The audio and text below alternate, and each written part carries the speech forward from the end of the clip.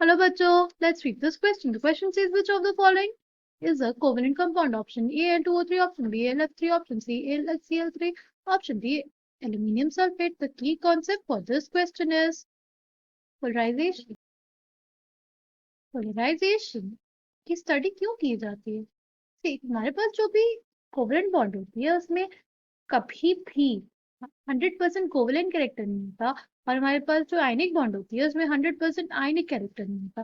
तो हमारे पास ionic bond में कितना ज्यादा हमारा कोवलेंट कैरेक्टर है उसकी स्टडी करने के लिए हम लोग पढ़ते हैं पोलराइजेशन। अभी इसमें दो चीजें समझना जरूरी है कि जो हमारा कैटायन होता है उसकी होती है पोलराइजिंग पावर। वो डिस्टॉर्ट कर सकता है हमारे इलेक्ट्रॉन क्लाउड ऑफ एनाइन, इसलिए उसको बोलते हैं पोलराइजिंग पावर। राइट, हमारा जो एनाइन होता है उसकी होती है पोलराइजेबिलिटी। ठीक, पोलराइजेबिलिटी का मतलब होता है कि हमारे पास जो एनाइन है उसका इलेक्ट्रॉन क्लाउड कितनी आसानी से डिस्टॉर्ट हो सकता है। तो अगर हमारा कैटायन है उसकी पोलराइजिंग पावर ज्यादा होगी तो हमारे पास वो आराम से हमारे एनायन के इलेक्ट्रॉन क्लाउड को डिस्टॉर्ट कर देगा, और हमारे पास आयनिक बॉन्ड में ज्यादा कोवेलेंट कैरेक्टर आता है। ठीक है, हमारे आयनिक बॉन्ड में ज्यादा कोवेलेंट कैरेक्टर तब आएगा जब हमारे पास जो कैटायन होगा वो हमारे एनायन के इलेक्ट्रॉन क्लाउड को आसानी से डिस्टॉर्ट कर दे। राइट, वो डिस्टॉर्ट कर देगा तो हमारे पास इलेक्ट्रॉन क्लाउड्स की ओवरलैपिंग हो जाएगी, और इसलिए हमारे पास आयनिक बॉन्ड में कोवेलेंट कैरेक्टर आ जाएगा।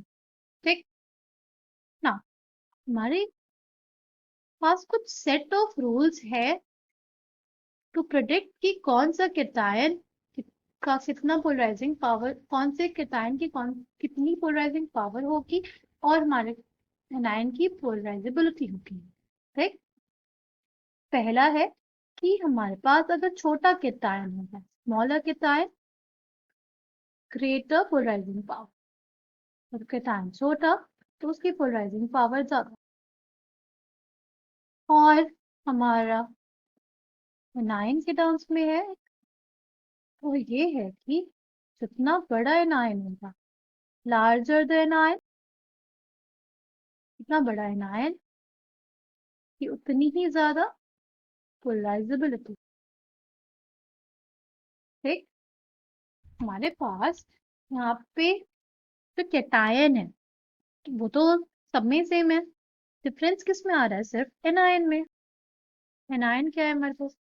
एनायन हमारे पास है ऑक्साइड Al2O3 में, फ्लोराइड हमारे AlF3 में, क्लोराइड इन AlCl3, और सल्फेट आयन इन हमारा अल्यूमिनियम सल्फेट। अब अगर हम लोग देखें कि हमारे पास ऑक्साइड, फ्लोराइड और क्लोराइड में सबसे बड़ा एनायन कौन सा है? Chloride anion. फिर हमारे पास हो जाएगा ऑक्साइड, और फिर हमारे पास हो जाएगा फ्लोराइड। राइट, तो हमारे पास हम लोग ये कह सकते हैं कि क्लोराइड आयन सबसे बड़ा है इन टर्म्स ऑफ साइज। तो इसके जो कंपाउंड है AlCl3 उसमें मैक्सिमम कोवेलेंट कैरेक्टर प्रेजेंट रहेगा, क्योंकि जितना बड़ा एनायन उसकी उतनी ज्यादा पोलराइजेबिलिटी। तो इस वजह से उसमें इंट्रोडक्शन हो जाएगा ग्रेटर कोवेलेंट कैरेक्टर का। ठीक, एल्यूमिनियम सल्फेट हमारे पास एक आयनिक कंपाउंड, ये ऑप्शन इनकरेक्ट हो जाएगा। Coming back to the question, correct answer for this question will be option C. I hope you understood it well. Thank you and all the